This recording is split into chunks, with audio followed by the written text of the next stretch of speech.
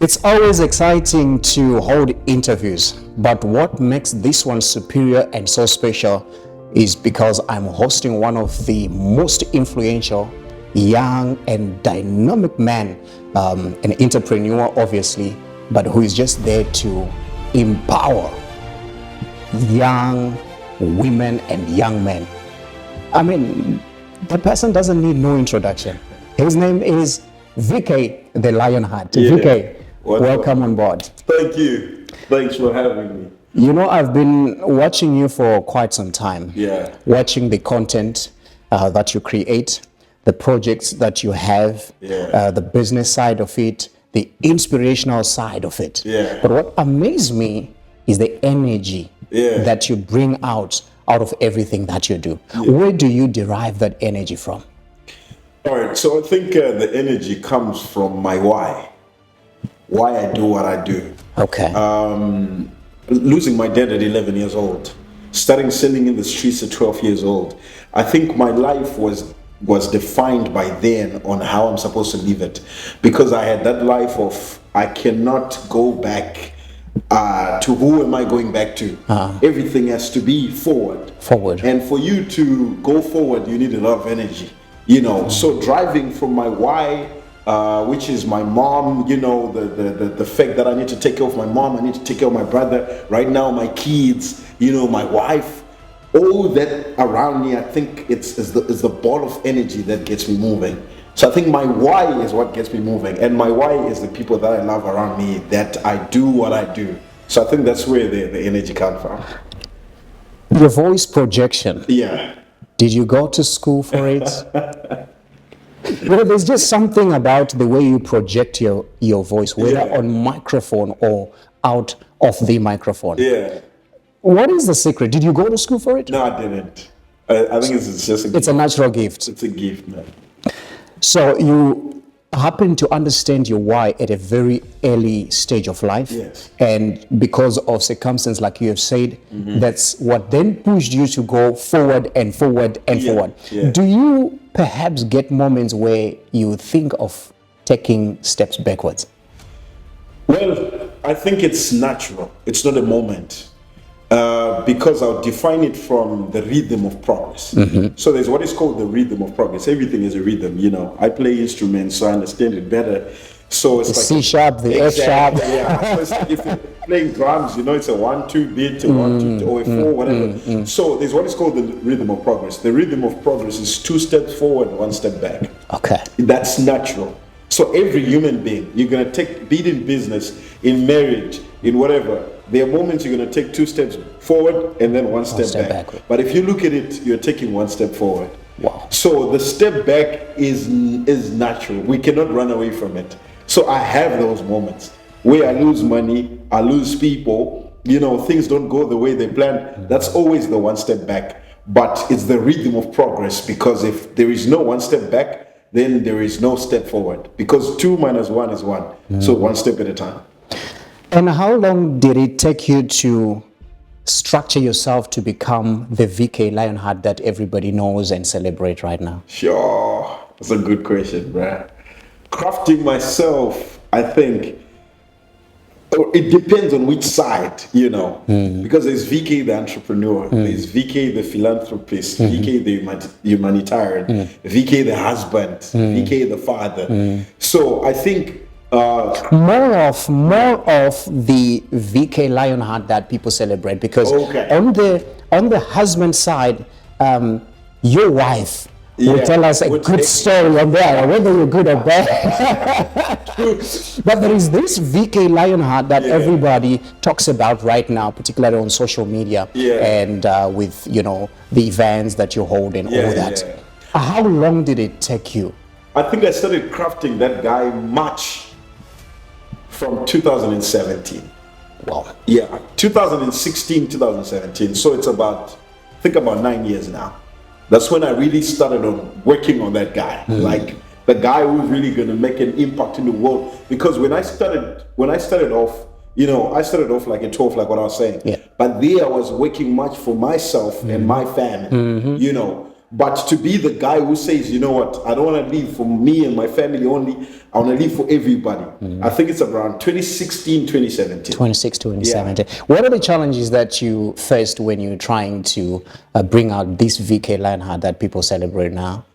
All right, the first challenge is obviously, I'm sure you know it, you're in the same atmosphere or same space. The first challenge is criticism. That's number one.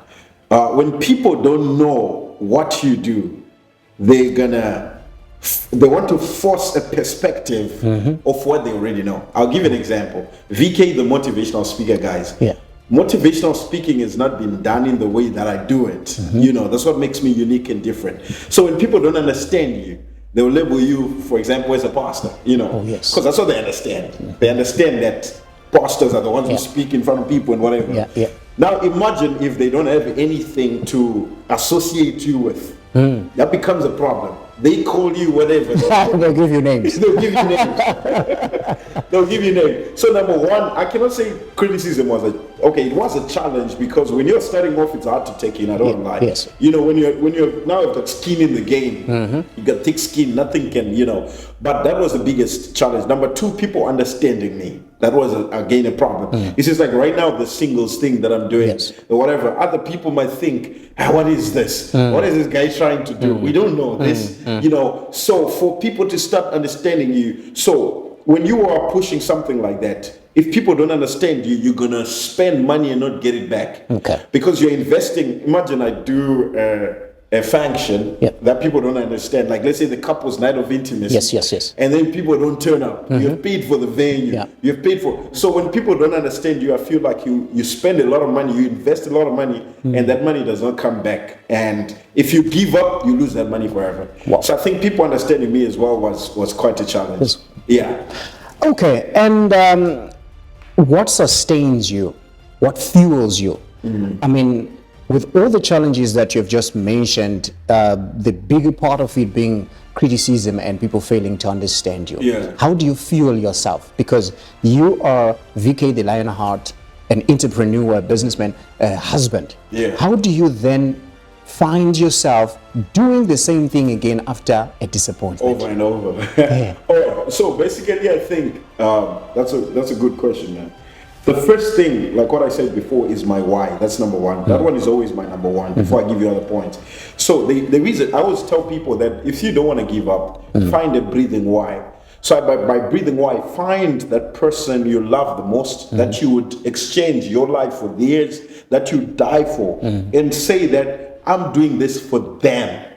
So that means they are waking up every day to look at you to say, did you do what you said you're going to do? So for example, I promised my mom that you're going to have a life of your dreams. I'm going to buy you a house. So every time that we wake up, you wake up with that credit of, this is my why. So a lot of people, they're motivated by tangible things. They're motivated by cars. So if you have a car, then what? So for me, I think my why is what fuels me. Number two, what fuels me is my gift is not mine. That's one thing that I realized. My gift is not mine. When you have a gift, it's meant to serve the people who benefit from that gift. So I think that comes from my godly perspective now, as a believer, as someone who believes in Jesus. So I believe whatever I've been given, I was given it to give. That's why it's called a gift. So when I'm given the gift, it's not for mine to keep, it's mine to give. So if I stop giving it because I've been criticized, look at the Lord and Savior Jesus. He rode on a donkey. Other people were celebrating. Other people were like, what kind of a king rides on a donkey? Even on the cross, he was put that crown of thorns. Exactly. So, but still, he kept going. So no matter the criticism, the mission to serve those that want to be served is what will fuel you to keep. Wow. Yeah. That's mind blowing. And looking at your age, there are so many young boys and young men that look up to you. Yeah. Have you ever had someone wanting to be like you and trying to avoid the process? How did you deal with such? Yeah, it's that one. It will make you- Because they don't know that Yeah. the VK Lionheart they see today is somebody that went through something from the time that you started 2017, Yeah. 2016, coming up all the way. Yeah. There are challenges that you went through. Yeah. And somebody sees you today in 2024 and they want to be like you, and they wake up tomorrow, they're imitating you, and they they want to avoid the process. Yeah. Have you met those challenges, and how did you deal with that? I've seen a lot of guys like that, honestly, every day actually. Because with hundreds of thousands of followers, when they're following you, they want to be, most of them want to be like you, you know. And for me, I always say, be a better VK. But the thing I always tell, I went to this young boy, and he actually told me, like what you're saying right now, VK, I want to be like you. The question I asked him is how? How? Yeah, that's the question, how? What time do you wake up? He said, I wake up at about 7. I say, bro, I am 9 years, 10 years ahead of you right now, and you still wake up after I work. That means if you want to be like me, you're going to be willing to wake up earlier than you do. exactly. You're going to be willing to work harder than what I've done. So a lot of people want to run away from the process, but it's the process that brings the result. And when we say it right now, as we are sitting, people are just like, maybe they're talking. That's who we are. That's what we went through. So to everybody who's listening, who wants to, you know, probably you gotta be willing to go 3 times harder than, or you gotta be willing to take the coaching from me because I have a blueprint. So you won't take the years that I took because I can coach you and say, do this, Avoid do this, that. avoid this way. This is a mistake. You're gonna drown. Do that. Do that. But these young people, But are they willing to listen? that's the problem. That's the problem. They're not. So how do you deal with the unwilling to be coached and they still want to be like you? It's like right now, I actually said all my business masterclasses are going to be for free. You know, that's one. I saw that You one. saw them, I right? saw that It's one of the reasons. It's not like I'm going to use my money to book the venue. I'm going to use my money to put everything out, and then I give people information for free. They're supposed to be paying for, because I know there is somebody there who's arrogant, who just doesn't want to pay $25 for a master class, but they actually have got potential. So probably when they see me in person and they connect and they hear how much coaching is valuable, they'll wake up. That's how I'm dealing with it now. Because other than that, bro, I'm telling you, it's tough. Talking about criticism, Yeah. I know you have hosted quite a number of events so far. Yeah. And in all events, it is a definite thing that you have negative and positive Yeah. feedback. Yeah. Do you perhaps have negative feedback A lot. from people? I do. And how do you accommodate those ones? I just don't care.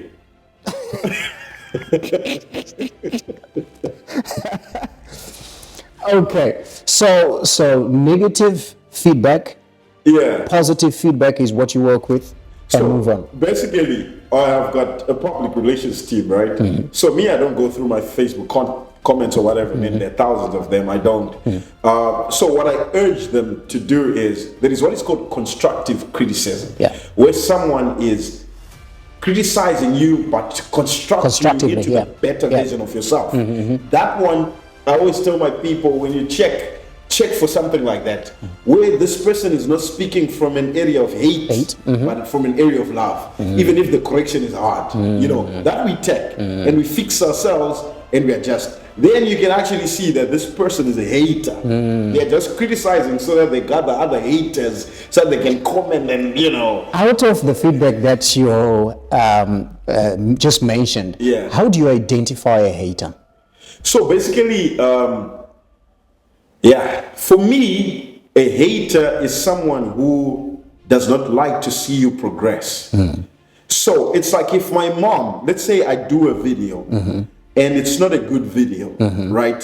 There's a video that I said something and my mom watched it and she said, take it down. You see, she's saying take it down because this video is going to affect my progress. So she knows what I say, but for her telling me to take down, I love this video. It's gonna hurt me to take down, but I'm gonna take down because I know she wants the best for me, the best interest. Then there is a guy who's gonna come and they say, hey, your videos are boring or whatever, or I don't like it when you say it's got my guy or whatever. Take down that video. No, that's a hater. That's a hater. So a hater for me is someone who is against your progress. They are fighting for you to progress. Everything that makes you win affects them. They are hurt Then there are people who like tell you otherwise, but for you to keep going. So for me, that's how I define a hater. So how do you deal with the people that are your haters, but still want to be part of your events and part of what you do? Because there are people who will not leave you. They hate you, but they just want to be there when you do something. So these people actually, haters, you're actually explaining that's, how can I say it? That's the whole character of a hater. Haters watch you more than your fans. That's the thing. Haters attend your shows more than your fans because they're looking for that silly mistake that they're going to go on and hate more. Haters report on you more than your fans. If there is some, that's why me, I pray to God and I always stay clean, with my soul and spirit, not to hate somebody. Hating somebody is stressful, bro. Have you ever hated someone? You're keeping on checking, where are they now? Did they fall? So there's nothing I can do about them. For me, I actually want more. You know why? Because for me, I want more haters than friends. Because the Bible says, I'll lay a table of you in front of your enemies. So no enemies, no table. More enemies, more tables. More tables. Exactly. Wow. That's big. That's big. I welcome that. So haters should keep coming. That's more tables for me. Yeah. Okay. You have a wife. And in most cases, I have seen your wife being with you wherever you will be and doing business together. Yeah. Your wife is so supportive. And recently, you surprised her with the Fantasy Beauty Academy. What did you have in mind to do such a thing for her? All right, so what I had in mind is 2 words: return on investment. Okay. These are the 3 words, right? Return on investment. 3 words. Return on investment. That's why I did what I did. My wife was there for me in the hardest times. She was there for me before I was this big lion, when I was just a little lion.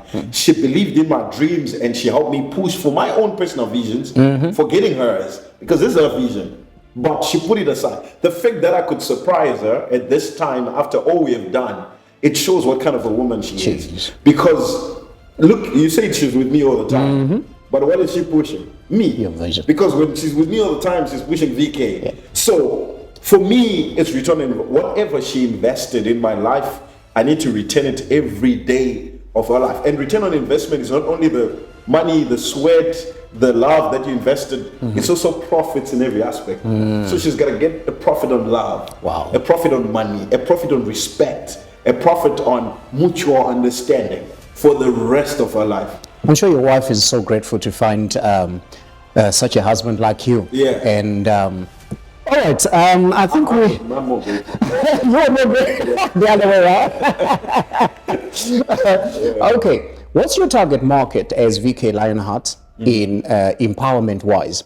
We have the teenagers, we have the youth, we have the middle class and the elderly. What's your target market? All right, so for me, my target market, let me break it down, because VK Lionheart is relationship and business, right? So on business, I target the person who's still in work, the young person or the adult, because business is for everybody. For everyone. So there, I don't have an age.